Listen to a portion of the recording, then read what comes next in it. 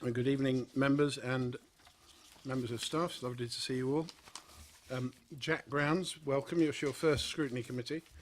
I hope it's not too much for the negative experience for you. I'm sure we'll try and make it as positive as we can.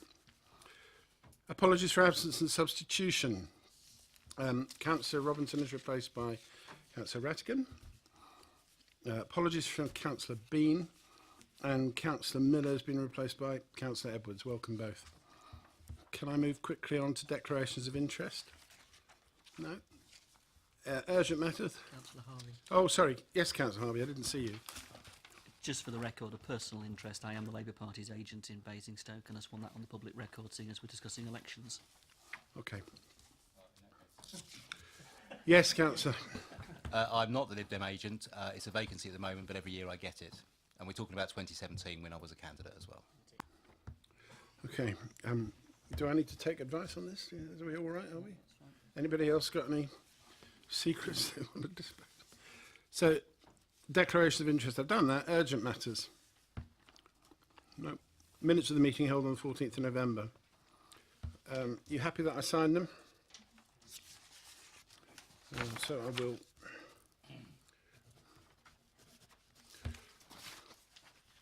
Performance panel update. Who's leading on that? Is that you, Leslie, or is it the leader? I think he should lead on everything. He's got the job, leader. Okay. Have I turned that on or off? I'm not on. Okay.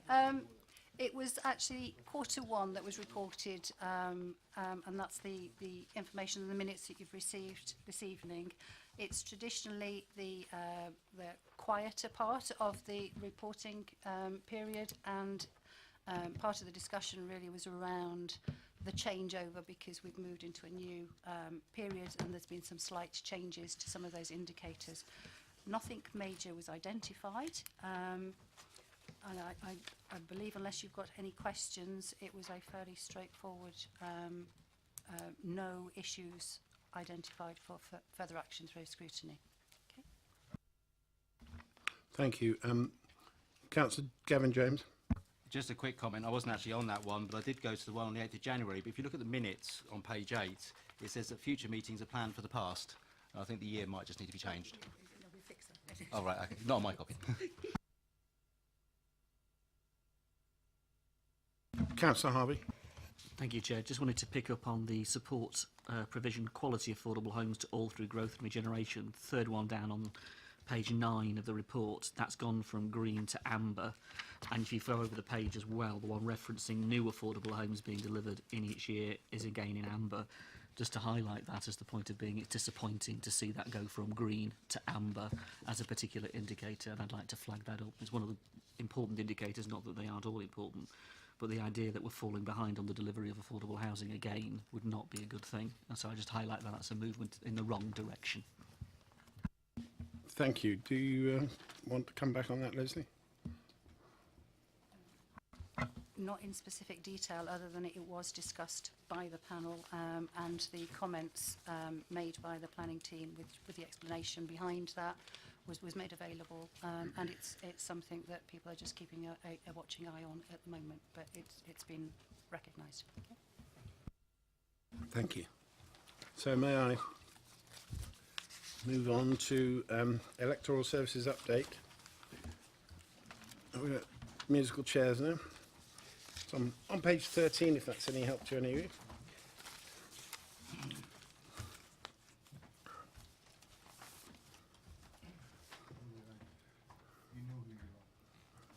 Well, we haven't found that out yet.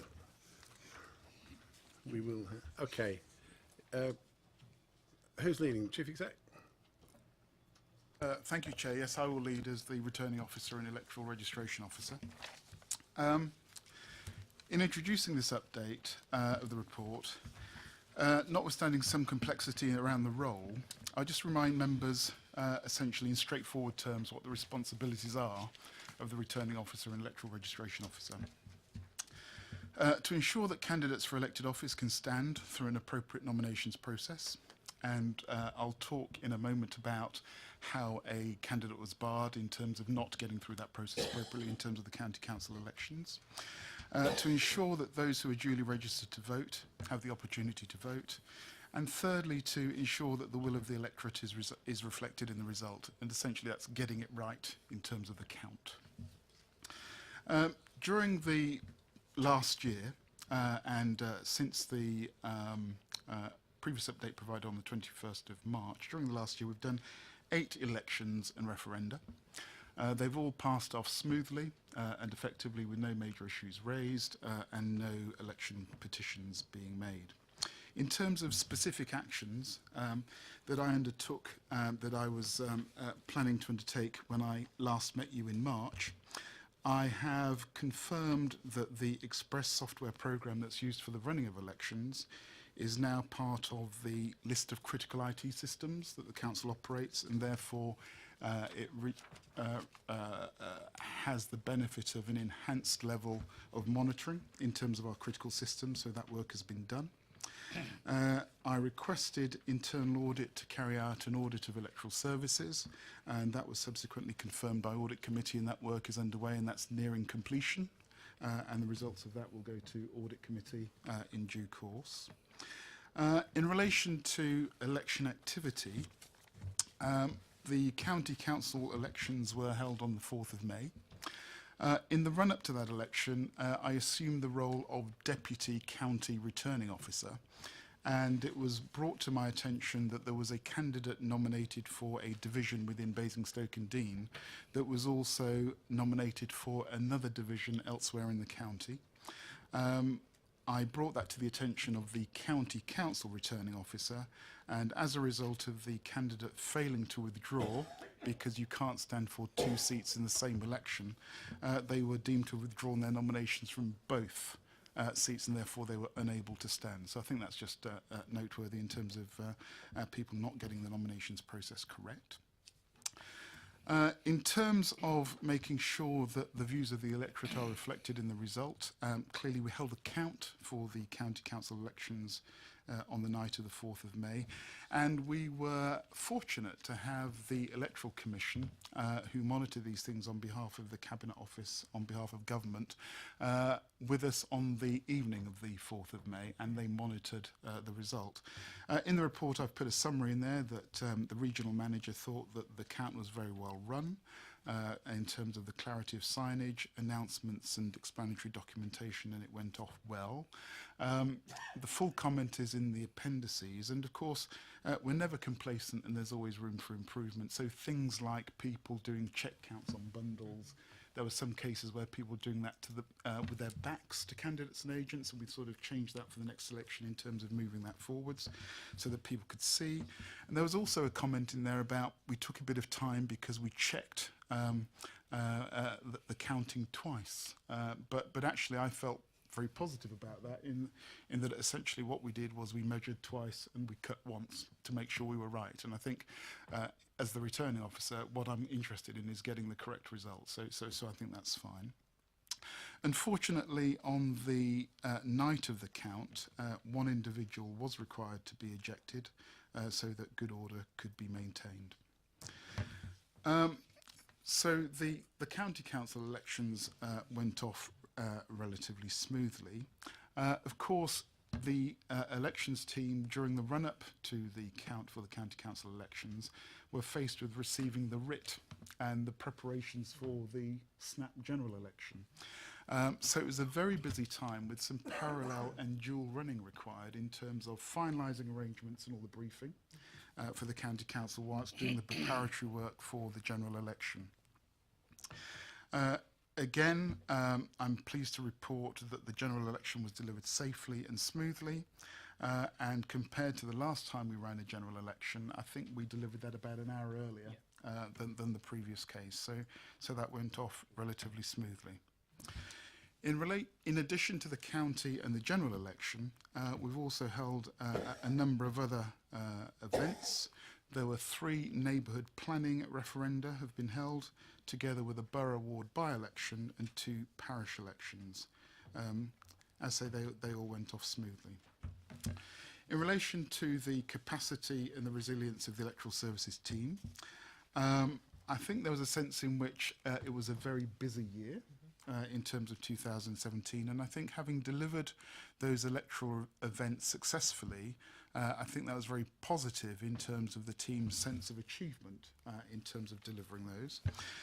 We were bolstered by the arrival of an elections manager after the county council elections in May, and some further process improvements were introduced by him. Unfortunately, the elections manager left us just before Christmas to take up a job in a London borough at a significantly enhanced salary. And I took the view that actually, in terms of the vacancy that had arisen, there was an opportunity for an internal promotion as a major personal development opportunity for the senior elections officer, Jack Grounds, who sat beside me. So Jack has taken on that mantle. He has my full confidence in the role and is doing well so far.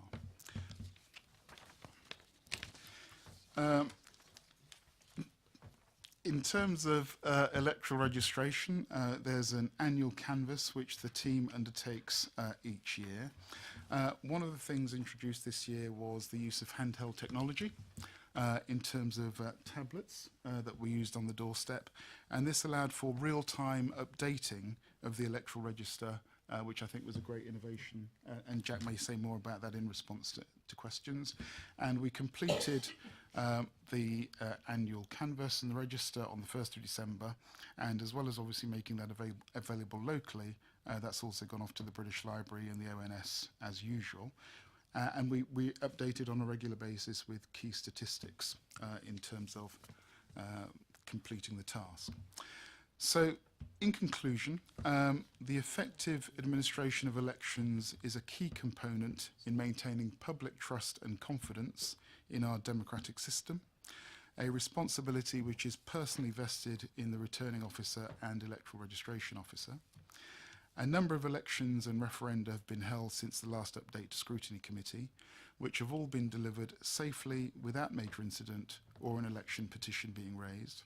Where the Electoral Commission has passed comment, these comments have been positive. You're asked to note the report, and my colleague Jack and I are happy to take any questions. Thank you. So, who'd like to ask any questions? Councillor Golding, Councillor Golding? Well, you argue amongst yourself, but it's you that's going first, Rob. Question. I've also got a point about it, but question for the moment. On page 20, the feedback from the Electoral Commission, beginning of the second paragraph, it comments that downtime between verification and count was quite lengthy, and in the final paragraph it says it's worth giving thought to how you could reduce the downtime for count staff. Now, Chief Executive, I think you referred indirectly to that and said you'd thought about it and weren't going to change anything. Have I understood that correctly? In terms of my comment, I was sort of reflecting on the comment by the Electoral Commission in the sense that it was very much a safety-first approach in terms of that election, in terms of giving confidence to the team and delivering up a safe result. I think in terms of continuous improvement, we're always thinking about opportunities to improve. And I think that moving forwards, we will continue to reflect on that in terms of the detailed processes that we undertake. I think there was a sense in which the Electoral Commission made that comment. My reflection back to them was, in terms of the improvement journey the council is on in terms of getting it absolutely right and delivering a high degree of confidence, I think that was my priority on that evening. You happy with that, Councillor Golding? Yep, Councillor Rattigan.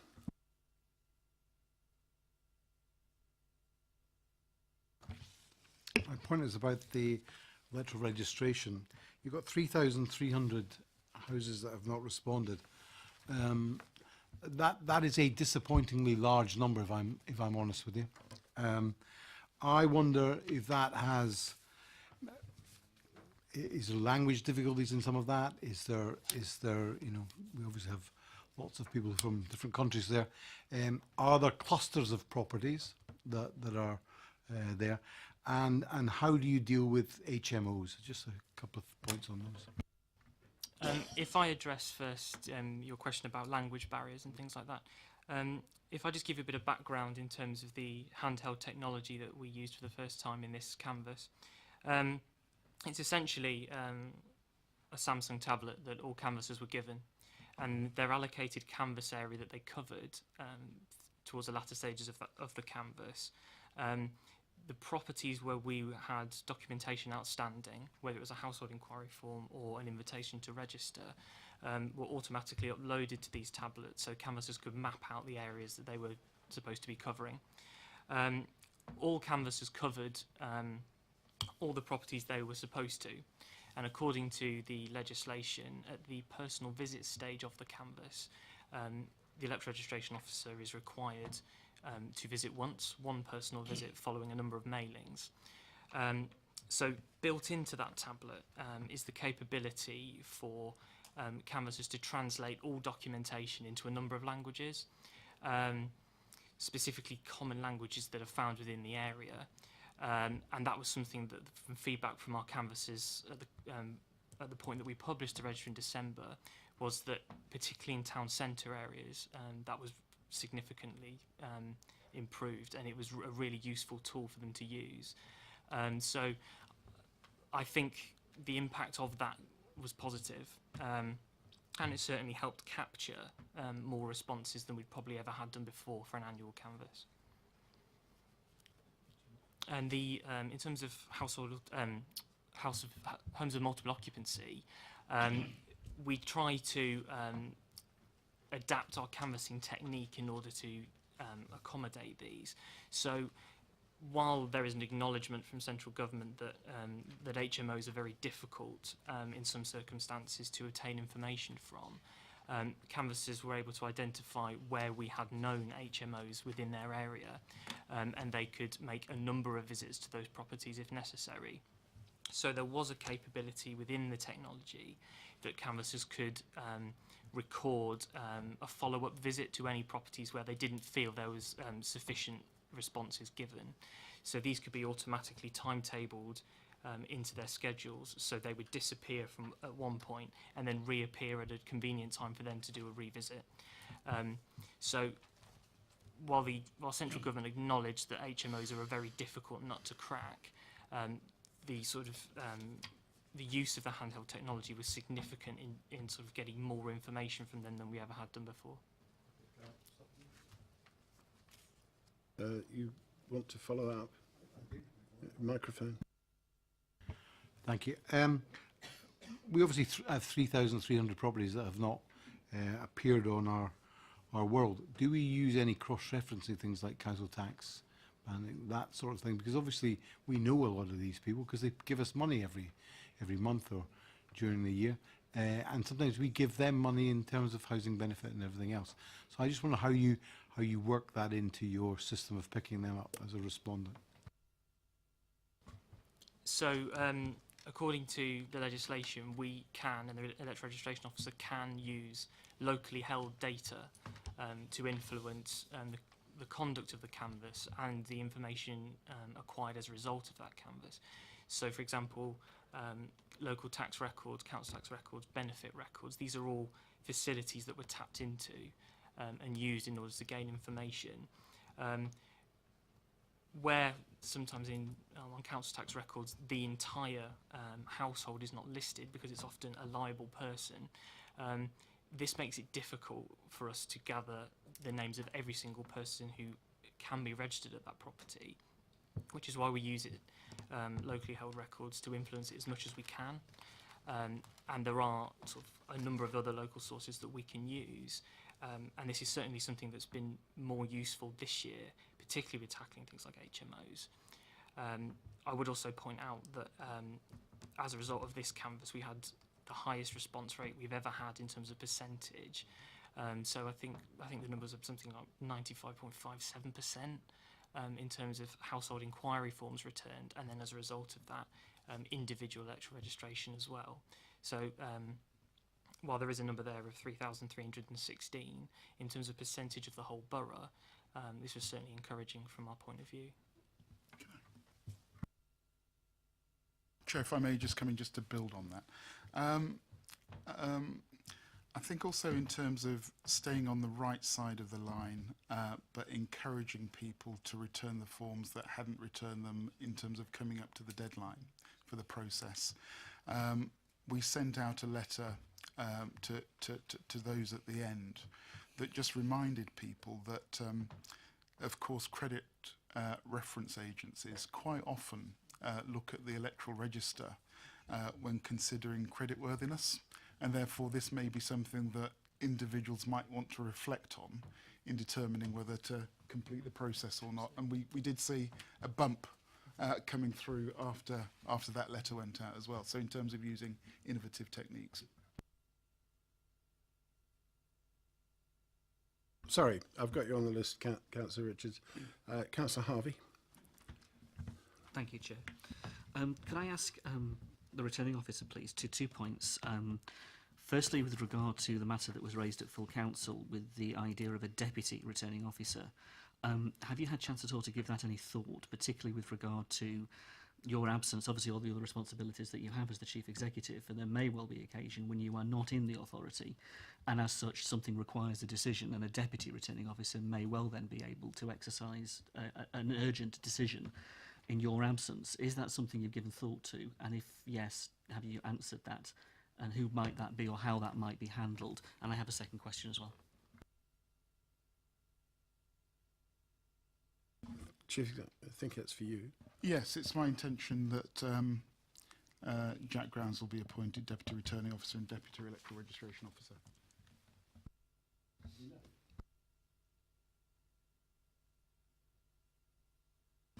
Can I say I welcome that? And can I also say, in terms of the election nights on both the general election, from feedback I've received, but more importantly, the county council election nights, the team and the way it was handled was an improvement. There was significant progress made, and that was really pleasing to see.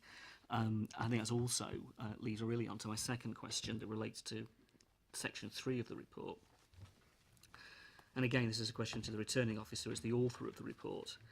I did note when I read it, in the middle of the paragraph, it states that unfortunately the elections manager left BDBC at Christmas to take up a post of head of election services at the London Borough on a significantly higher salary, therein making an inference, or I would draw an inference from that sentence. This is a public document. This is a publicly published agenda.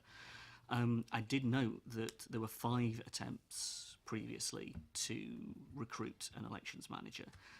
We put together a significantly enhanced package. The individual who was chosen for that role came with excellent references, came with significant positive encouragement from yourself sat in this meeting last time round, and also from others in the industry, in the section, and in the responsibility across the country, a nationally recognised individual for that matter. To say that within 8 months we have lost that elections manager is considerably concerning to me, and I believe I would like to know the reasons why. I would also ask, is the only reason the fact of a significantly, and this is a matter for outside of this, because it's stated here in public, and I think that's an important point. We are saying something publicly here, and I'm concerned about that. Can I just say, in terms of all of that, I think the team have made significant progress, and I welcome the appointments that you've made. In terms of the interim arrangements that you've made, it does not any less take away my concern. You have a sentence here that is of concern to me. And again, I ask the point, what has happened in 8 months for us to lose somebody of that experience, of that quality, hailed and given all of the support that they were in coming to this council? Chief, yeah. Thank you for the question. I think in terms of the sentence in the report, I think the sentence in the report describes the position in the sense that clearly the previous elections manager was somebody with deep experience in this area. Their tenure at the council allowed a number of improvements to be made, particularly around process and computerisation. That officer decided to leave, and that officer is at a London Borough on a considerably higher salary. So that's the position.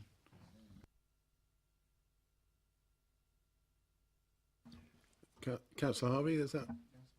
Okay, thank you. Councillor Phillimore, please. Just a comment, Chair. I think it's dangerous to assume that some of the 3,316 not responders are on housing benefit. I think it's a bit of a difficult generalisation. Until we make voting compulsory, we have these people have the choice not to register. Okay, thank you. I'll say when you can speak, and I think you clearly need to speak. Do you want to answer his question? No? You don't want to answer it? Chair, thank you. In terms of the 3,300, I think there was a question about to what extent do we use other records or access to records that we may have, and my colleague in answering the question referenced that we use council tax records, benefit records, and a number of other records that are available to us. I don't think there was an assumption that the 3,300 were in a particular category. Okay, since you're desperate to get into the conversation, Councillor, please respond as you feel appropriate. Thank you, Chair. I mean, you need to listen to the questions I'm asking, because this is why you get it wrong. I asked, are we using other opportunities to contact these people, either when they pay us money in council tax or we give them money in benefits? There was no allusion to the fact that that is 3,300 houses that are claiming benefit. Please get it right. Yeah, I understand you're cross, but just keep it one level down, Councillor, please. Well, you know, I'm asking you nicely. And I will accept that. Thank you. Well, I don't need to apologise. Yeah, I didn't ask you to. Oh, that's good. Councillor Richards. Thank you, Chairman. I just had a question. I'm not sure. Well, you've been talking about the procedures of following up and checking who's on the electoral register and not. Now, after the last general election, there were certainly stories that some people had registered in two different places, perhaps students who had registered in one place in their home and then again whether at university.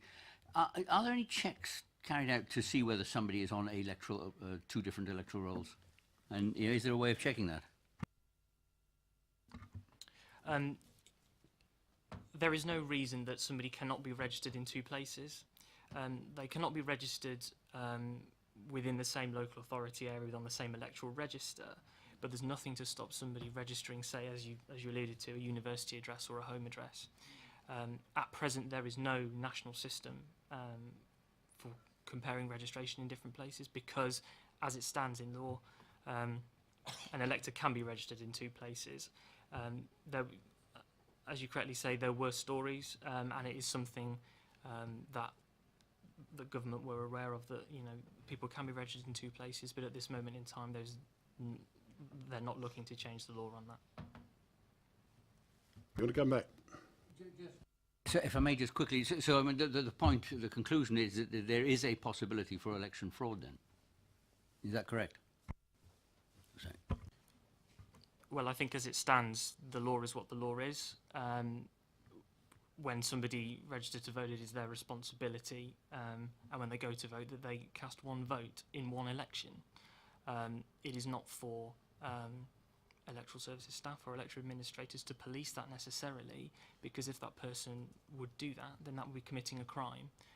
As it stands, as I said, someone can be registered in two places, but it is based on the fact that they are registered in two places, that they have the opportunity to vote in two places, no more than that. And it's possibly not everybody knew that you can be registered in two places, but if you have children or friends and so on at university, as my son is, he's registered in Manchester and he's registered here as well. So to me, I think I take the point, it might be open to fraud, but I think it's unlikely in that case. But you know, that's the issue. The government know about it, so we just shrug our shoulders, really, I'm afraid. Who's next? Councillor Tilbury. On the issue of the person being ejected from the count, I just did happen to run into the individual as I was coming into the count. I was actually stood in the county council elections in a triumph of hope over experience, but But I think the issue was around the filming of the account. I think he had a tablet from what I could gather, but of course a lot of people have smartphones as well. I think in his case it was more obvious because of the physical size of the thing. It was and I think that's something, you know, whether we can make that. I know there were signs up around the hall, so it was clear, and I think that's they were able to point to that. So, but obviously he had a bit of a bee in his bonnet about that, which he tends to do anyway. But but I did, you know, it was one of those things that I think it was, his argument was that it isn't a mobile phone, and the sign clearly said mobile phones, and the tablet isn't a mobile phone, but, you know, the issue was it was a camera, and perhaps it should say something on the line of visual recording device, because I think the issue is you could potentially film part of the ballots, and possibly if they flick it over, you could see the number and work out who it was on there, but... The other point I would make, I mean, I hadn't really thought about it, but obviously the issue of, you know, people voting in two places. I have the same thing my son's is done in Portsmouth South and obviously registered in Overton, but he took the decision to vote in Portsmouth South for sort of rather obvious reasons. But the other issue is, of course, people with second homes. They can register twice, you know, and I've always been bemused by people who turn up at counts in Overton who think, well, you don't usually see you down here, but it's you know, so it is a bit of an old area that you can, there really should be a national database, and it is flagged up, and the only way we know is the officers at the time put a line under the name to show that they've actually voted there, and you can get hold of the marked register, so it is possible to check if someone wanted to do that, you know, but it's not straightforward, is it? But that would require it to be sort of done. But I'll just make the point looking at it, you know, if 3,300 properties did not respond, clearly those people aren't on the electoral register, which sort of suggests the turnout is actually 4% worse than it is. So that's not very good. But there's, you know, we can't, in theory, we can force them. It is an offence not to register, I think, and we can fine people, but it's very, very difficult. It would take quite a lot of effort to do that, because clearly if they don't want to register, they're not interested in voting anyway. So it, you know, it's a bit of a moot point, really. You know, in theory they should be registered, but as we've done a compulsory voting, it seems pointless. They're clearly sending someone a message, aren't they? So, thank you. Did you want to respond, Mel? I think I just note Councillor Tilbury's comments, really. I think in terms of the county council election and the feedback from the Electoral Commission, I think we worked quite hard to be very clear about how the count would be run, what the rules were in terms of the requirement for secrecy and respecting that, and the individual was given an opportunity to stop what they were doing, and they declined that opportunity, and therefore I took the decision to remove them from the count, and the police were called. I think that the reflection has been that information beforehand, signs, regular announcements means that everybody understands what's happening, when, and what the rules are, and I think that clarity is helpful. I think there's, again, always room for improvement, so if it's any photographic device, including smartphones, tablets, or whatever else, GoPros that people are wandering around with, I think we just need to make it clear that this is a serious business, and actually the focus of the people in the room doing a serious task is to get it right, without inappropriate interference in terms of undertaking that task, to deliver up a safe result for all the candidates and all the agents who are obviously putting themselves forward. Thank you. Councillor Gavin James. Yeah, just going back to the 3,316 properties, which does sound enormous, but I think really what I'd like to see is a comparable district in terms of, you know, one that's not a university town or something like that, so we can actually look at, is this a high number or is it actually a normal number or particularly no number? And they probably know this, but obviously it'd be nice to see it in the report so we understand that. In terms of why they're empty, of course, if they're empty at the time of canvass, probate can obviously interfere with that. There can be houses that are just going from one tenant to another, housing association properties being rejuvenated.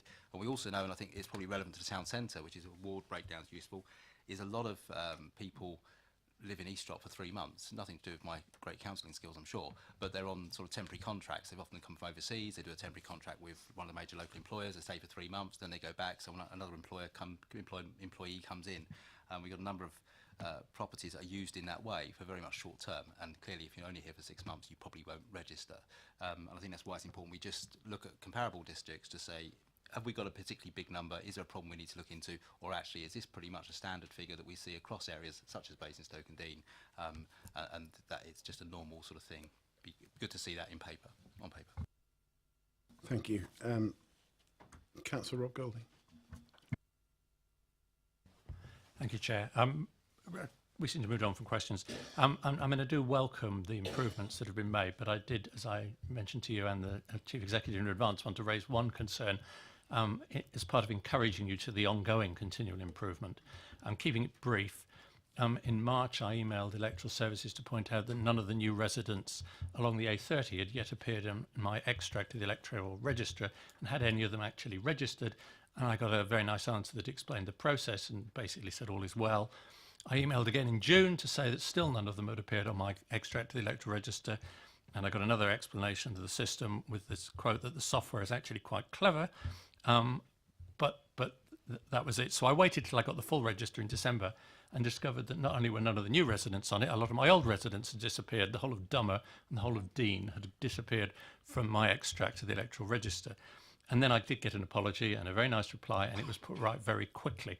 But what concerns me is that having been given 2 opportunities to check whether anything was going wrong, the check does not seem to have been made, because although the software is very clever, someone had put the wrong ward in opposite those polling districts. So the software is only as good as the people using it. And I do think, certainly by my June email, someone should have checked whether what was going wrong was the entry that had been made in the bit of the software that extracts things for registers. So I would just encourage the team to develop a, if someone thinks things going wrong, you may think they're a nut, but you should still check because they may be right. Thank you. Chief Exec. My colleague might want to come in, but just to reassure Councillor Golding, I would never think that any councillor is a nut. In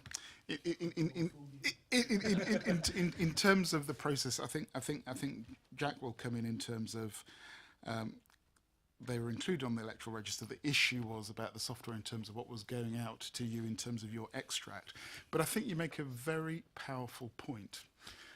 And one of the things that I've done since becoming returning officer is to kind of support the team being located where they are in the office, which is much more connected to the rest of the organisation.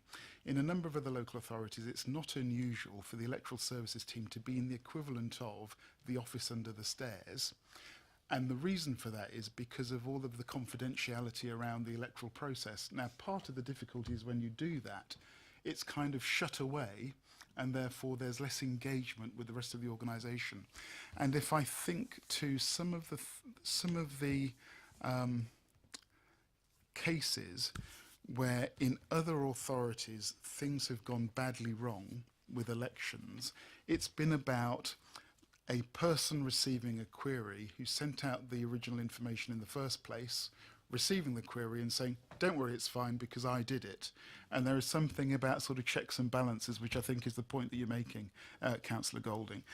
So I think there is something about actually if somebody is querying something, we are getting that feedback. A fresh pair of eyes has a look at it, not just to say, I press the button so I know it's fine. The other thing I'd say, just in terms of the continuous improvement point, and this is going off this point slightly, and Jack, you might want to come in on this point, but one of the other things that we did, again, just thinking about where things have gone wrong in other places, is that in terms of when we have a large-scale election on a Thursday, traditionally, the presiding officers would collect all of their materials and the extract of the electoral register and all that sort of stuff in the ballot boxes on the Wednesday, ready for the Thursday. One of the things we did for the county council elections, and we've done ever since, is actually we hand that out on the Tuesday. So actually presiding officers have more time to go through it. Now, we think we're distributing all of the information accurately and completely. Of course we do. But actually, let's give them a day to check it as well. And that's one of the things that we've done where, again, there was an episode where in another authority, people got the electoral register and it was much thinner than it should have been because actually they got a print off of just the changes to the electoral register rather than the whole thing. So there's something about just making sure you've got those checks and balances and not being complacent. Jack, I don't know if you want to say anything else on this. If I address your first concern about the distribution of the register for your particular ward, it was something that you absolutely correctly pointed out, and I think we looked into it from a point of view as of perhaps we've got the arrangements for this ward incorrect, and when we looked into it, we could see that the ward arrangements were correct. And as you rightly say, what it was the distribution of your own register for your own ward, which was corrected before publication. So we thank you for that comment and being so eagle-eyed in spotting that.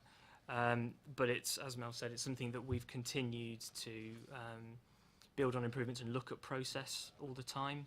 It's something that we continually review to ensure that, you know, if there are changes to legislation or we think we can improve in a certain area, then we adapt that quite quickly. And also, with regard to your point, I think in terms of checks and balances, in terms of where we go, I think by sort of including staff that we employ a little bit more in that kind of thing and having a sense check from another point of view rather than a sort of internal, as Mel said, a cupboard under the stairs point of view in terms of we've done all of this, we're confident it's correct, but it's sort of about engaging with others in that process, whether it is staff that we employed election time or those elected members that we're sending registers out to. Okay. Do we want to debate this, members? We've all said enough? Yes, Councillor Tilbury. It's probably for Jack. I mean, coming back to this issue with the 3,000 properties and the point Gavin made about this sort of foreign nationals, if you had a house full of foreign nationals and they get the electoral register, do they need to register or do they send the form back? You know, because I suspect if they think, well, this doesn't apply to me, it'll probably go in the bin. But is there a provision, because, you know, I'm going to say you have to register, but do you have to register if you're not eligible to register? I think that's the question. That may account for a lot of the properties, but... So that's absolutely right, in that if, in the initial stages of the annual canvass, we send a household inquiry form to every property, regardless of its status. And then there are a series of reminders through that stage and culminating in a personal visit if still no response is received. But where foreign nationals may think that this does not apply to them, obviously this can get picked up in subsequent reminders, which is always helpful. But when we conduct personal visits, our canvassers are happy to talk to electors and inform them of what the criteria are for who's eligible and who isn't. So you do not have to register if you are not eligible, and we provide documentation and things to people to inform nationalities and qualifications to make so that you are eligible. But that would certainly account for some of those properties within that figure of 3,000. Yeah, I was just saying, yeah, because that may allow for a lot of them anyway. Yeah, thanks, Jack. Councillor Harvey. Just picking up on that point, Jack, I think one of the important things over the next couple of years is going to be, until if it happens that Brexit occurs, I think the number of questions I've had from a number of European citizens has been, I do have the right to vote in local elections, I do actually still have a rights as a citizen in the country, but knowing they have that right and feeling confident of that right has been an issue for a number of them. And I'm wondering whether, you know, obviously the responsiveness, I think the personal door-to-door element that you've done, and I want to encourage that actually, because I think that overcomes the fear that people have of, do I have the right, so they are not then disenfranchised, and that concerns me. Can I also pick up the point about the professionalism of the team? And I think, you know, I'd like to thank yourself, also thank the previous elections manager for the work that they did significantly with the team. The team are now where they are, and Jack's obviously leading the team forward from here. I'm very much encouraged by that, and I think the point about that is some of the issues we've had are now not issues. We had the issues over the postal votes previously. That was a major concern. You've tackled that, you've resolved that, and in both the general election and the county council elections, that worked very effectively. I think picked up on that. The other issue in terms of polling stations and the presiding officers being prepared, this was the first election in a while, actually, where I've not dealt with issues of intimidation on polling stations from a particular party, none of whom are represented in this room, in the context of interfering with voters as they go to vote. because we all do the standing on polling stations bit, we all do the collecting of numbers appropriately and by the rules, we all do that in the appropriate way. That was not happening in our borough previously, and we had situations where voters were being genuinely put off going to vote. The fooling idea of, well, do I need to take a pen with me because I don't trust the pencil on the end of the string as well being put out. All of those myths that were being perpetuated, and the last election was the first election in quite a number of times. I've not had that fed back to me. Now that's a reflection of the professionalism of the team, but also the professionalism of what you do in training those presiding officers, and I want that to continue. Hopefully it won't come up again, but if it does, is how we deal with that, so that the freedom on the day, the responsiveness on the day is quite an issue. Getting hold of yourself, getting hold of somebody in authority as an agent, saying, actually, can I deal with this issue on this polling station, becomes really important, the quickness of the response. So I've had that, you've shown that, and I just want to say that I think that's important going forward. I don't want to lose that. Yep, Chief Exec.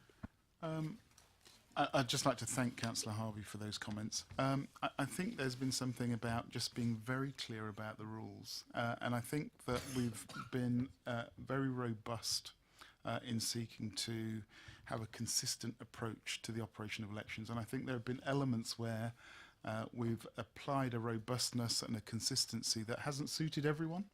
So I think I'll just say that. But the advantage of that has been that there's been a consistency, and therefore I think perhaps some of the inconsistencies of the past have kind of been ruled out. So I think what we're trying to do is just to make sure that everybody knows the rules and that they will be enforced consistently across the piece. Thank you. I have just one question. I'd like to see the numbers broken down by wards of those 3,316. I think that would be good for every member. Just the numbers. I think that might tell us something. Anything else, members, for the Chief Executive and Jack Grounds? Are you sure?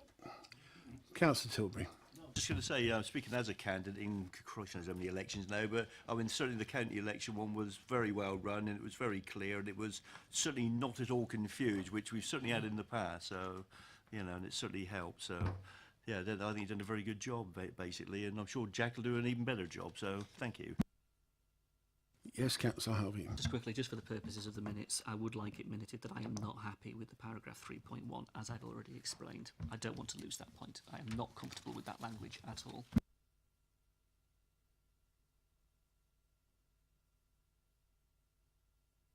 What page is that on? 15.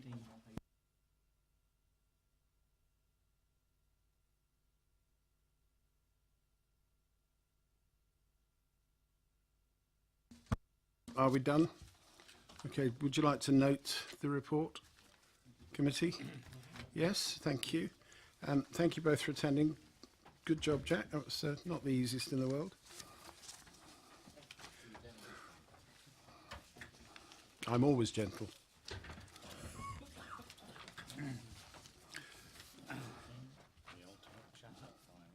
Sorry? It's the ultimate chat-up line. I'm an electrical registered officer.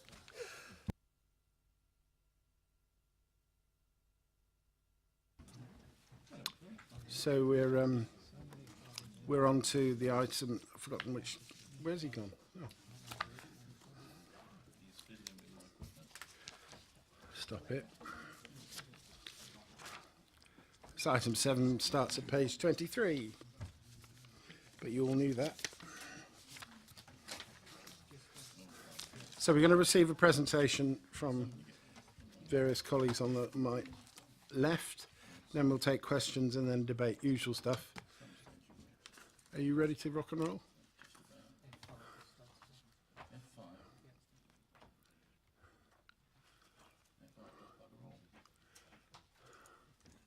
There you go. What's that big bar across the top? What bee? Bees are yellow. It's a nice blue line. Beyond bee.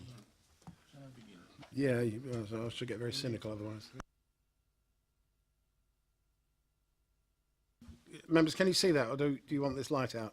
Because I can see this one. Yeah, you're all right. Good, thank you. Right, good evening, members. First of all, to explain why I'm here, it's because the Cabinet Member for Finance is currently in, I think, Switzerland, working, but not in Davos as far as I'm aware.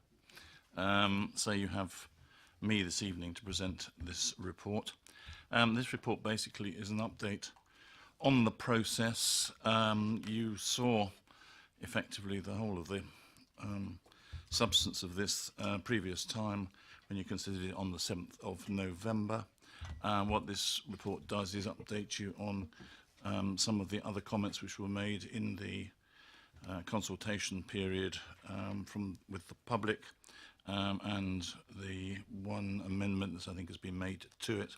But other than that, it is as you will have seen it back then in November. So I'm not proposing to go over all the stuff that you originally did at that stage. We don't want to repeat the whole thing. But I did think it was probably worth just quickly running through the basic fundamentals of the base on which the budget is based. And I'll try and do that very quickly. So if we move on to the context first in which the budget goes together, there are a couple of points to remind ourselves of. Firstly, that we are budgeting, as every local authority is budgeting, in the context of diminishing income. Our particular revenue support grant is going down by 58% this year. New homes bonus is also being reduced because of the shortening of the period.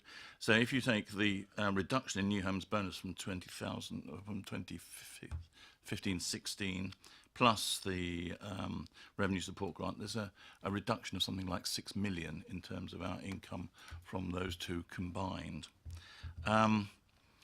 You then put that against a situation where other authorities, I mean particularly we're thinking here of the county, are being faced with their own requirements to make savings. There is inevitably a knock-on effect from those savings being made elsewhere, and we have a tradition, which is one which I would dearly love to maintain as far as is this feasible, of ensuring that we take necessary measures to try and maintain as far as possible services which our residents really love and appreciate. And that we have tried to do. By the same token, since a lot of those savings measures are not yet confirmed, it's been very difficult to reflect them actually within the budget, other than to make appropriate potential savings within the reserves, that we can deal with that at a later stage. I certainly wouldn't want to be going around offering to do things which we don't actually may finish up not having to offer to do, because that would probably get your hand bitten off.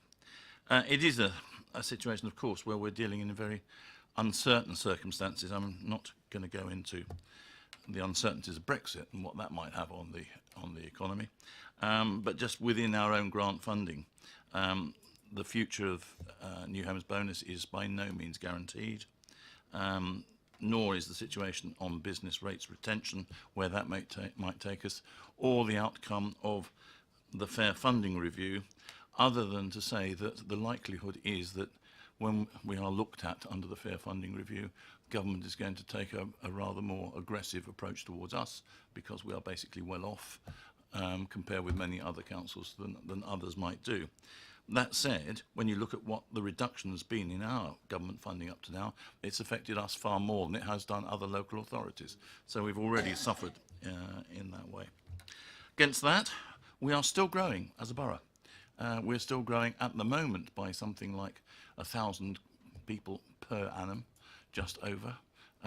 The forecast is, as house building is now starting to grow, that's going to grow to something like 3,000 per annum. So the demand for services is still continuing to grow inexorably on an annual basis.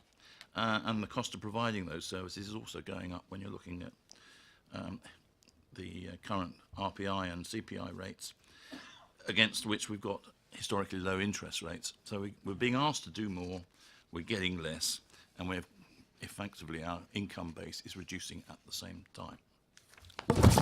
Ooh.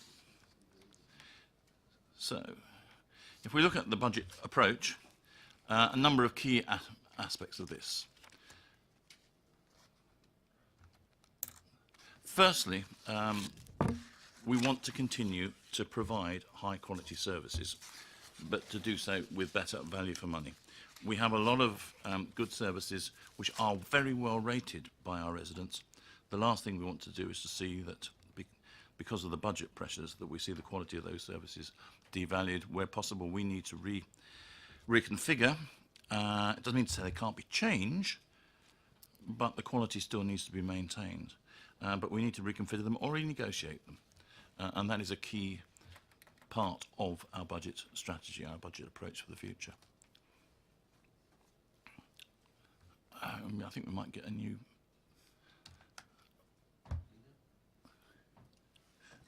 Nah, well, you might get one. But we might get a new slide machine. Let's try the right-hand mouse. No. Left-hand mouse. We must get a new... Ah! Right. The second thing to do is to make the investments that we need to really help the long-term development of the borough. We're at a quite critical stage now where there's a lot of key investments coming to fruition, or the opportunity for those. We need to be making the right budget provisions so that we can take advantage of those measures, particularly, for instance, when we look at Many Down.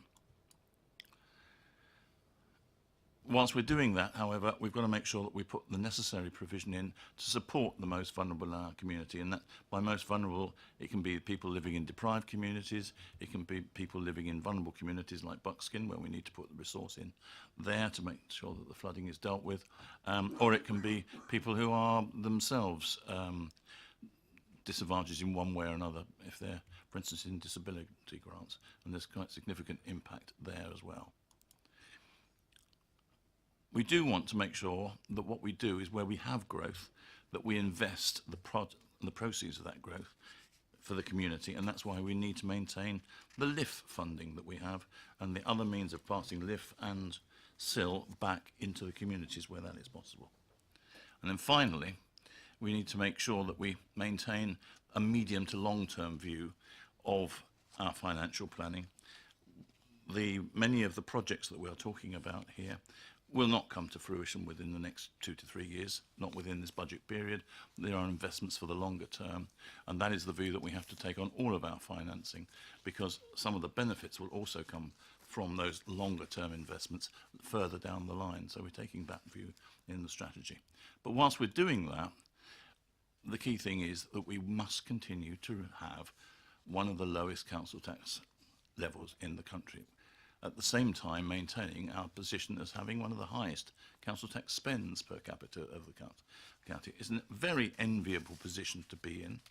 It would be totally wrong of any administration to undermine that position, because it's of such benefit to the people that we serve, to get so much benefit out of that. Now, what does this mean in terms of the specific measures? It means that we're going to invest or provide an allocation of 40 million into housing and regeneration. The majority of that, but not all of it, going into Many Down, to see the Many Down proposals come through, but also for new regeneration proposals in places like Winklebury. We are going to safeguard weekly bin collections. Now, there is a cost to that. To be quite honest, there is a cost to that compared with if we'd moved to alternate weekly bin collections. But our residents were very clear that's what they wanted. That's a prime example of how we are safeguarding the quality of the services that we provide. And that's what this budget allows for.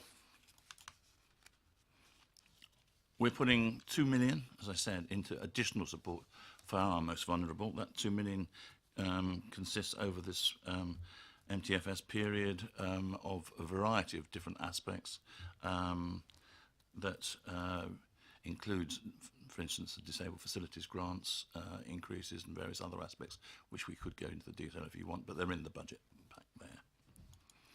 And there's additionally another 1 million going into the LIF for more community support.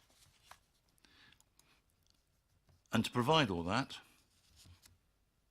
I've forgotten the last 500,000, which is going into new projects, new technologies for the major strategic projects at the bottom there as well.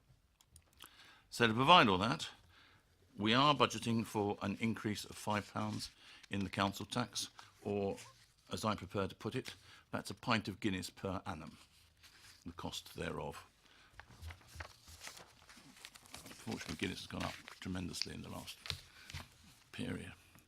There's new ongoing funding initiatives included in here in various aspects of of 600,000, which together with the one-off funding means that we're putting another £1 million of funding into new revenue projects. We're increasing the capital budget by 57 million, as I say, a significant part of which, but not all of which, is the money that is going into Manydown. We are budgeting to have additional income of 400,000, largely from increase in fees and charges at the rate of inflation. And we are making efficiency and cost savings and cost reductions of 725,000. For instance, in renegotiation of the Aquadrome maintenance contract, where we've made significant savings. So that was the budget. That's what we've put out there. The consultation process, just to remind you, started here, or was one of the first ones to have done. It now goes, the revised budget is back here. The major change in that was that we decided that the proposal to charge parishes for holding their own elections where they have vacancies and contested vacancies for parish councillors was not a cost-effective proposal at this stage, and so we have eliminated that from it. The final decision obviously goes to full council on the 22nd of February. Thank you, Chair. Thank you. Questions? Councillor Fillimore, then Councillor Golding. I know the leader said he couldn't be specific about the savings or cuts being made by Hampshire County Council, but I would like to ask if there's anything in the reserves as a provision for the support of much needed community bus services in the villages. The one in Overton is very important to the old people to get into the village to visit very important local businesses and the surgery and the library. That service currently is being supported by Basingstoke and Dean in Whitchurch, but not in Overton, which seems to be quite an anomaly to me. And I would just want to press that case for the Overton bus service, really. Thank you. Leader or Philip? I'm quite happy to take that. There is a line within the budget which I hesitate to bring to anybody's attention in case somebody from the county is listening. And gosh, is there a county councillor in the room? Would that be a possibility? But there is actually a budget line in there for close on £500,000 against possibilities, if I may say. But I am as conscious as you are, both of the need for adequate public transport services for those that haven't got private vehicles in the rural areas, but equally that there may well be bus services in the town that we would wish to see protected or restructured in one way or another. Maintenance of a decent bus service in a town of our size is an absolute, I think, imperative. That I mean, how on earth you can have a town of our size without one? It would be ridiculous. Well, it begs the question, really, doesn't it, as to whether we actually do have public transport, or whether it is all public transport. Because certainly Stagecoach won't run anything, and they've been very open with us. They won't run anything that doesn't make them money. So it's good to hear that we might be bringing that back in-house. I'd be very pleased to see that. Councillor... If I may just correct you, Chair, of course we can't bring it back in-house because under the Government, whatever it is, Act, we are not allowed to bring it back in-house. And just to make the point, of course, that we are not responsible for public transport either, but where we can lend assistance, we do try to do so, and we currently are budgeting to do so to the extent of nearly £750,000. Yeah, you're quite right, and you're quite right to admonish me, even if I am the chair. But I didn't know. you did, yeah, once. It is just a point about transport and services for people that live in the outlying districts. Councillor Harvey. just on that point, I think the issue with the county council and the potential, if they go through with the cuts they're proposing to public transport, I welcome the point about the rural areas, in particular thinking of the impact on Overton and Whitchurch, that we would be able to step in if that is in the budget. We shall look forward to seeing that. And also, just to pick up a point in the town, just take the number 12, for example, and we're not the only ones talking about that, but in the context of it, again, there are routes in the town where areas of the town risk being completely cut off from very important bus routes because of the nature of the delivery of those services in a town like ours. You have the strategic lead as leader in that context, and I know the county council are a law unto themselves. My goodness me, don't we know they're a law unto themselves? But in the context of Stagecoach and others, if we're going to grow in the way you describe, unless we deal with this public transport issue, and it isn't just about providing an integrated transport system, as lovely as that would be, we need to deal and crack this nut over the next period. You're talking about the years in this proposal, in what you've got in front of you as the budget.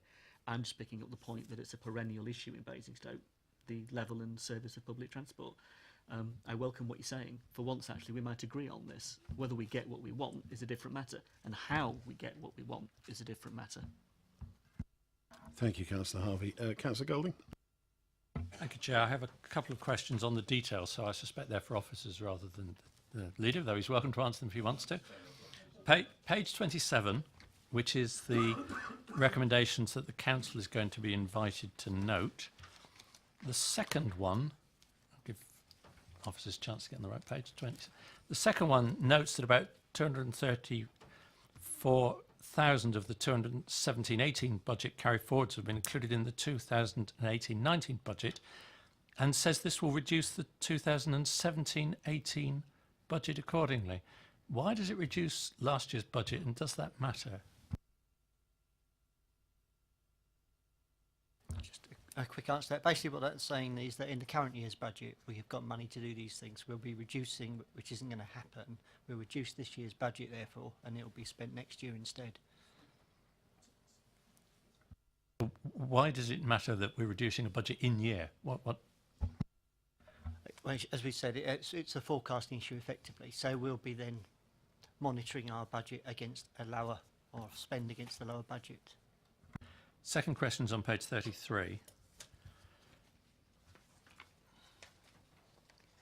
which summarises the budget changes, and about the fourth item from the bottom says increase in collection fund surplus council tax. How do we get a collection fund surplus on council tax?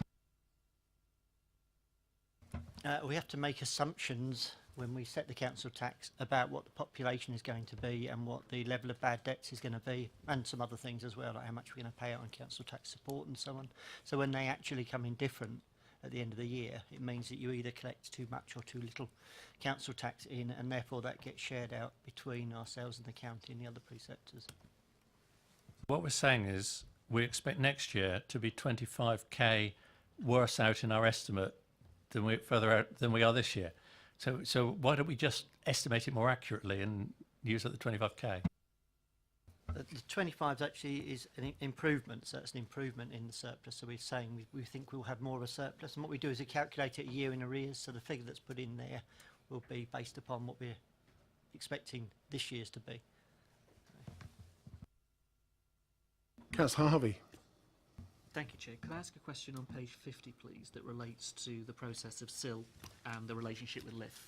And I'm continuing the conversation that's been ongoing on this one. In 1464, it says halfway through the paragraph, this would need to be ring-fenced to ensure that it is not spent outside of the town area. Could I have a little bit more certainty on that? Is it the intention that it will be ring-fenced, or is it only a statement that it could be ring-fenced? Which is it? How should I read that? And then I've got a follow-up to that on the basis of the policy. I'll answer that one, yes. The intention is that it will be, so that's the intended policy, and that's going to an EPH committee at the end of this month. Yeah. That helps in terms of Thursday. In terms of that, can I also ask, in terms of the rural areas, I understand the policy constraints around SIL, we understand the percentages that are given there and are written into the legislation. My concern still remains that SIL is defined by the section 1.2. It's defined by the list we create in the respect of how the money is spent. LIF is far more flexible in that respect.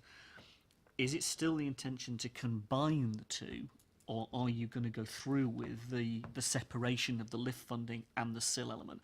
I'm thinking about making bids, I'm thinking about how that process is managed and what constraints would be on it if the LIF funding is suddenly combined with the SIL monies. Can we keep, and you were going to look into this and you were considering keeping them separate, can you confirm that that is the case? Yes, it is. So the idea is that the two would run alongside each other. So if you have put in a bid for a scheme, some of the funding could come from LIF and some of it could come from SIL if it was appropriate. But the two amounts of money wouldn't be merged into one pot. And does that relate to the strategic element? Because when LIF was changed in the policy, there was obviously the strategic pot that was created alongside the ward elements as well. Those ward elements are beginning to run out because people are bringing projects forward under the threat of losing the money, of it going into the general pot. If they don't spend it by a certain date, they're going to have to readjust how they approach this. If that general pot continues in its current form, anybody in the borough can go after the strategic pot.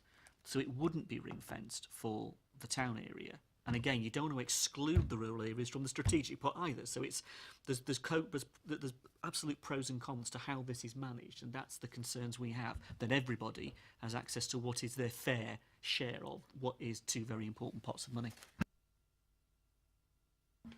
Do you want to respond to that, Philip? There's no proposal in here for any change in the current strategic LIF money. It's not looking at any change in the LIF policy, this. I don't know exactly what the detail is of that LIF policy, but this is about a new SIL policy rather than the LIF policy. So, as you say, I know that there are some elements of LIF which are ring-fenced and there's some which are unring-fenced, but there's no suggestion here to change it anyway. I mean, that's what I understand, and hence I'm asking, I can't ask this on Thursday in regard to SIL because LIF isn't in that debate. But what I'm asking here is the concern that, in a sense, the rural areas aren't deprived of having access to what would be an appropriate strategic pot, but you are going to ring fence the LIF funding for the town area. So how do you do the ring fencing of the different policies so they all work for everybody? We just need to take a step back and make sure that nobody loses out because of this, and that everybody has access to, because this money is becoming so important to different communities for different reasons. Do either of you want to respond to that? Thank you. I think I agree. It's a very difficult area because you squeeze the balloon, you squeeze it on one side and it pops out on the other side. There's going to have to be a degree of common sense applied, I think, through these cases. There's no intention that we should have piratical raids from either the town or the country, on the rural area, or vice versa. But on the other hand, we do, given the fact that we have diminishing supply of funds, need to make sure that we maximise what we get out of those funds. And I think it is something to take back through committee at some point to see if we can find a solution to it. But I'm struggling at the moment to think how that's going to work out, other than dealing with everything almost on a case-by-case basis. But it's something we can come back to. Okay. Oh yes, Councillor Richards. Thank you, Chairman. In May this year, we start the introduction of universal credit. It's not mentioned in this, but I mean, there we're bringing all 6 benefits into one. Instead of having 3 different agencies administering the different benefits, it all comes under one agency, which presumably is a cost saving. Have you looked at this? Is this in any way included in this report? Yes, we have looked at it. As you say, that does happen in May, but it won't be a sort of big bang on that time. It means that any new applications that come in from people will go to the DWP to do the assessment rather than them coming to us. But the existing people that are on housing benefits at the moment will still carry on getting the housing benefit administered through us, and it's only when their circumstances change that they'll be migrated over to the new system. So that means that there isn't a big impact in terms of our staffing levels to start with, but we are looking always to try to bring in new systems and to operate more efficiently, and it's one of the areas that we're looking at longer term to look to see the opportunities for savings. So I think there's possibly 100,000 included in 4 years' time as a saving as a result of changes that happen in that area. Councillor Rattigan. Thank you, Chair. I welcome the report and the budget framework. I think it's a very fair estimate of how we can move this borough forward financially. Anyway, I would pray that you will continue to look after the rural poor in terms of amenity. So that means that we get facilities either through the new sill that's coming out or through the lift, because it's a very important part of improving rural assets, playgrounds, parks, amenities that people can walk to.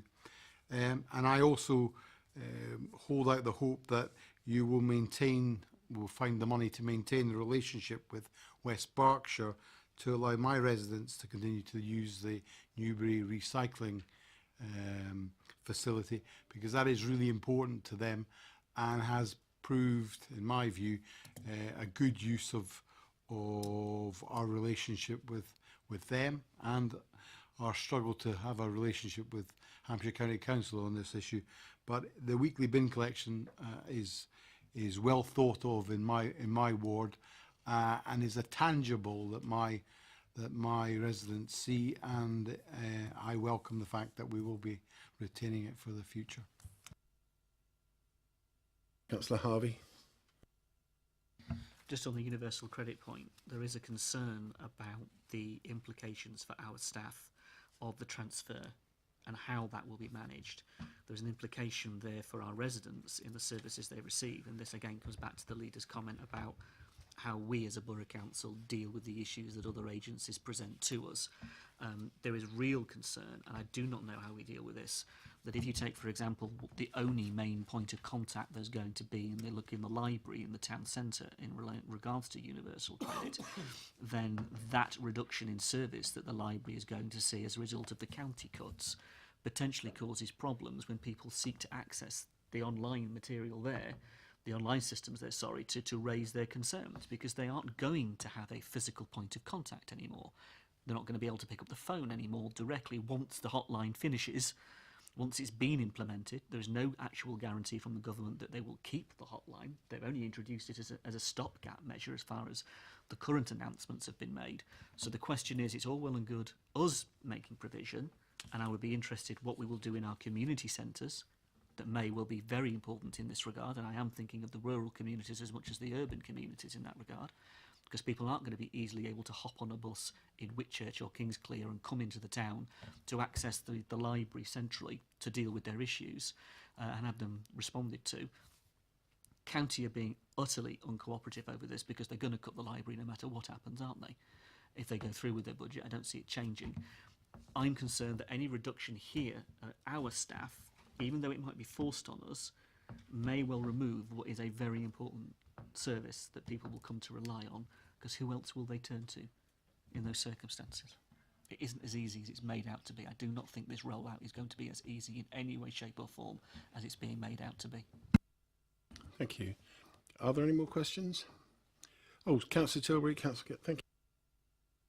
Yeah, first, I noticed the fees and charges for basically anyone unfortunate enough to die are going up by 13-15%. When we went sort of through this phase some years ago, and the argument was they were historically low and we had to ramp them up to get to a level which I thought we'd reach, and now suddenly they're going up again, you know, and you ain't going to be able to afford to die soon. But that's the first question.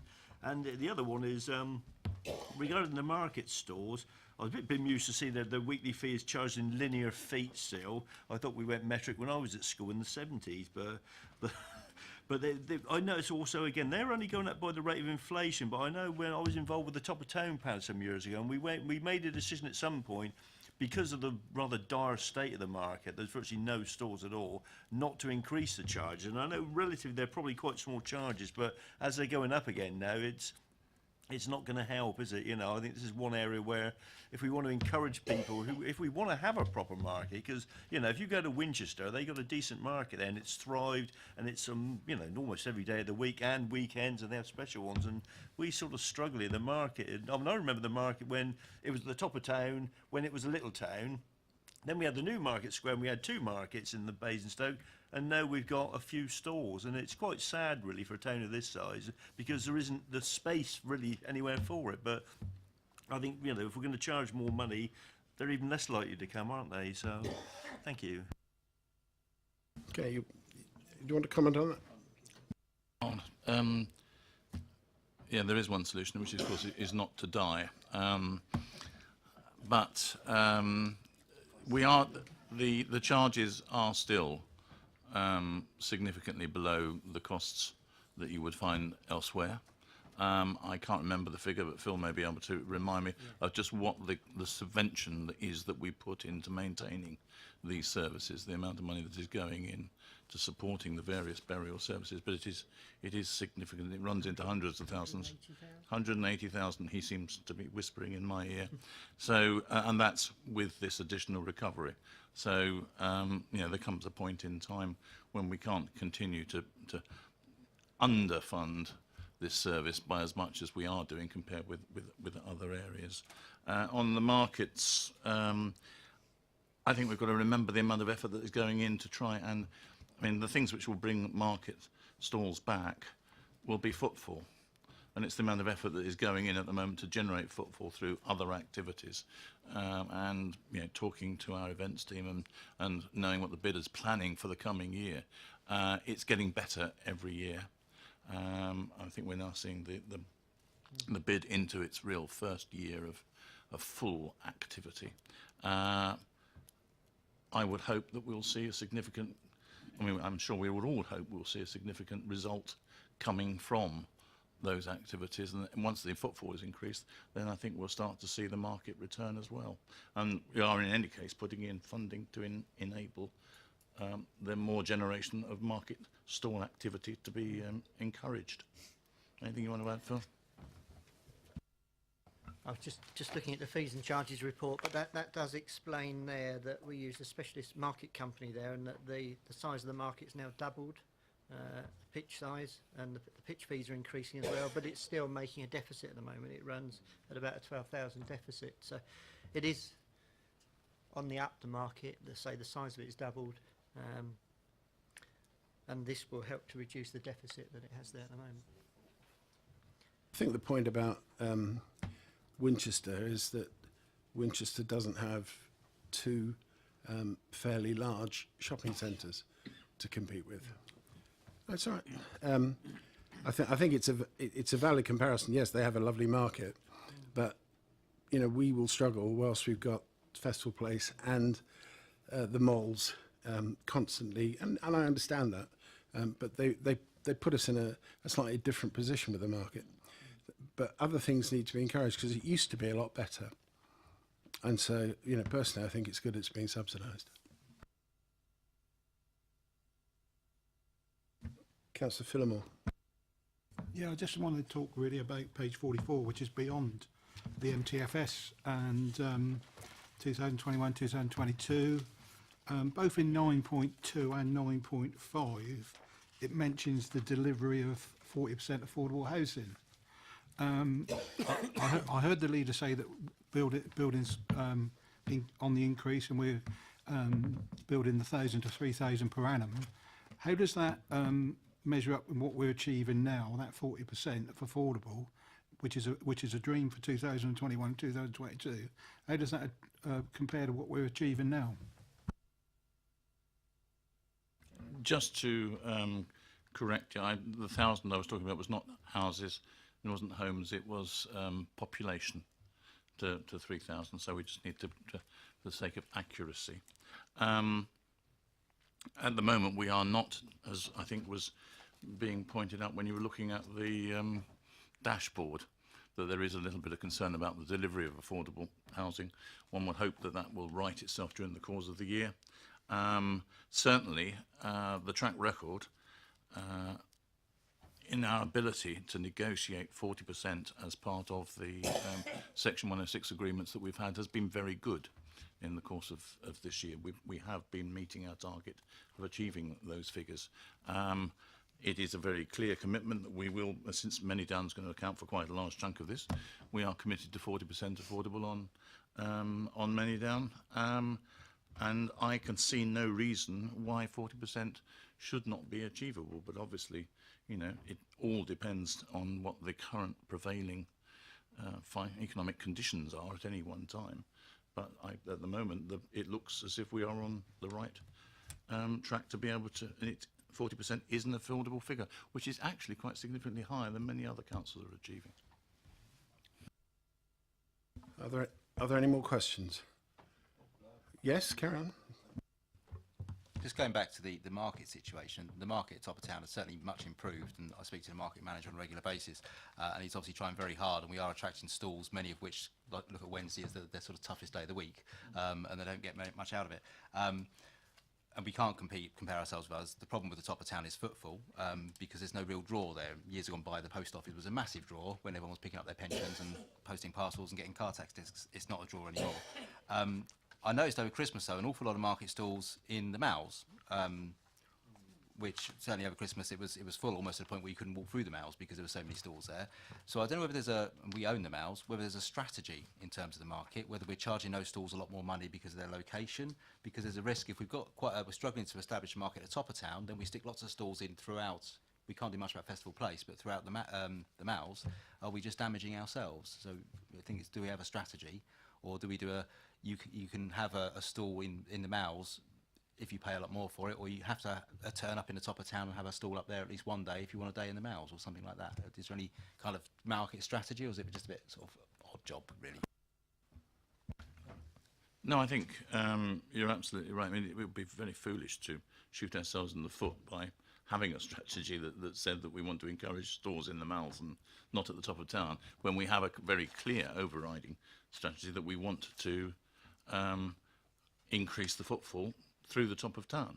And I think it's a valid point to examine the activities that are taking place through the bid, and because obviously the malls are part of that as well, to make sure that we don't see resources being sucked down from one part of the town centre away from another. And I think that needs to be monitored in the future, and just it's a valid issue that needs to be taken up.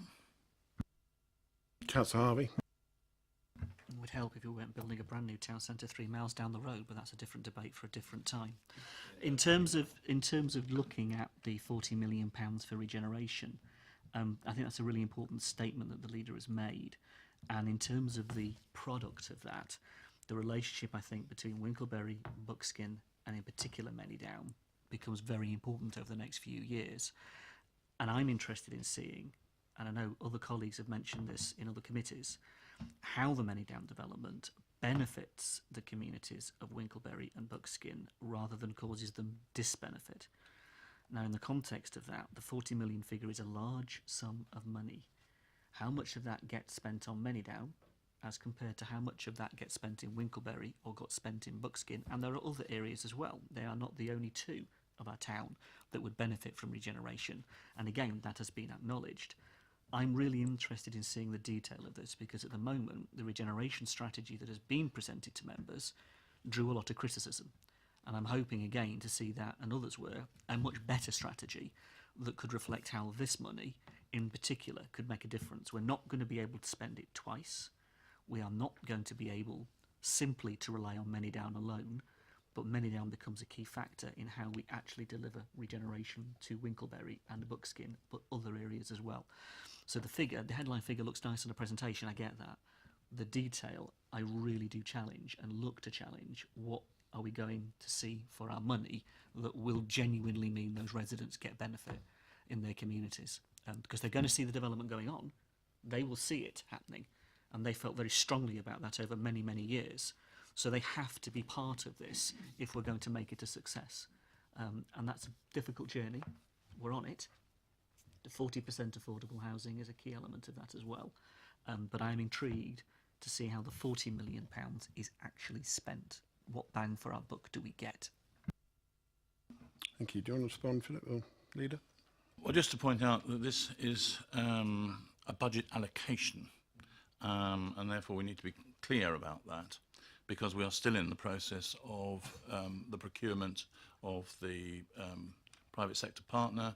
We're still in the process of examining the various bids that are involved in that process, and until that process is completed, you don't know exactly how much of that capital is going to be required to be in part of the building of the houses, which we need, on providing the infrastructure to go with those houses that we need, and how much of that is going to be, at this stage, for regeneration projects which we don't actually have a budget for at the moment, because they're not sufficiently advanced in terms of planning to know what that budget should be.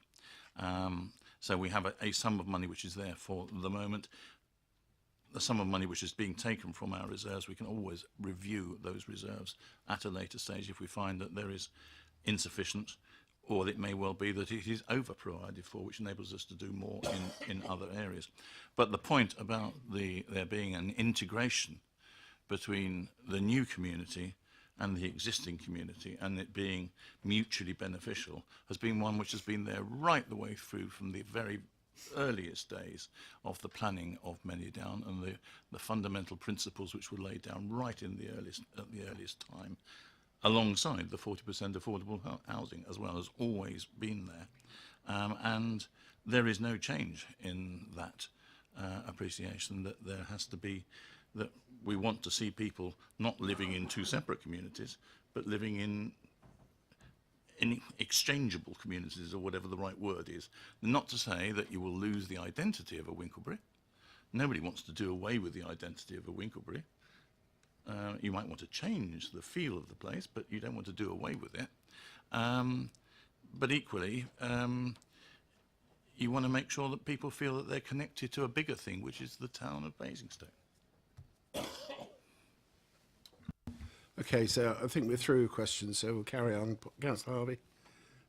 I was just going to say, I accept what the leader says, but can I just make the point that the point of regeneration is making the existing community equally feel as good about the places they live, and that is as important as the relationship between the new and the old. I accept that, but regeneration to succeed, it's going to have to make a difference to where those communities currently live and what they experience as a quality place to live in. And I guess it's just defining regeneration. This debate will pick up, because as you say, this is just a budget outline. It's going to be picked up in the strategy and how you bring it forward. Councillor Edwards. Sorry. Well, I was going to say, I think we're actually saying the same thing in slightly different ways. Clarify the points that you're Sure. making. From my time as the ward councillor for Winklebury, I think that the Down development has been very closely linked, but away from Down, the council and the cabinet member is also doing some really good work on regeneration with our neighbouring partners. So whilst I welcome this figure, there is a bigger picture there to it. So I just want to reassure people that I'm not just sitting here thinking, oh, I'll see what I can get. Something is happening, and we will continue to get that funding. Thank you all for that. Has anybody got anything else they want to say? Pardon? You may, Councillor Faulkner. Yeah, thank you, Chair. Yeah, just one point. Just a concern that's creeping up on me, which is at a recent council meeting, we allocated £70,000 or committed £70,000 to Queen Mary College to establish an academy as a result of some school problems we have in the town. We now are allocating £500,000 for bus services. Now, all of these expenses are because Hampshire County Council are cutting their budgets. So it seems a peculiar sort of Peter Paul situation that we're going to step in. So the point I would make is that I don't want to see this council going down a slippery slope if we continually increase allocations of cash to make up for the shortfalls of the county authority. Thank you. Councillor Gavin James. It's actually to make a fairly similar point in terms of, I think it's a good idea to have a piece of money available to improve the things we want to improve about Basingstoke, but we should in no way make any commitment to cover any service that the county council doesn't want to pay for, because the easiest cuts to make are the ones that you know someone else is going to pick up, and county will abuse that. They have no love for us, they will abuse it. You've got to bear in mind the fact that to keep the number 12 bus, I think, would cost something like £38,000 a year. The leader of the Conservative Council in Hampshire has just spent £100,000 on someone to personally assist him with the difficult task of reading his emails. He's also employed an assistant to assist him, assist the person who's going to assist in reading his emails. So that would pay for the number 12 bus and probably the Overton Circular bus.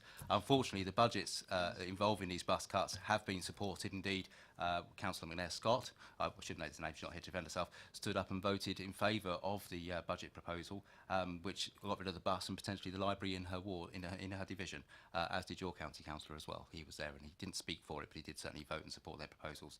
But we shouldn't commit to picking up counties' incompetence. They need to deal with themselves. I am trying on the borough's behalf, along with two colleagues from the Labour group. Unfortunately, some of the Conservative colleagues aren't quite so supportive in challenging the administration to improve what they do in county, but we'll keep trying. Thank you. Anybody else want to pitch in on this? Not Govins, but we done then? Yep. I feel like auctioneer. What do you require from us, Philip? Do you want us to just to note it? Is it? Yeah, just note and then I've made a comment. Okay. Well, with the caveat that Philip is taking away some issues to respond back in writing, I guess. Are we all in favour that we note this report subject to those responses? Yes. Good. Thank you. Review of work programme.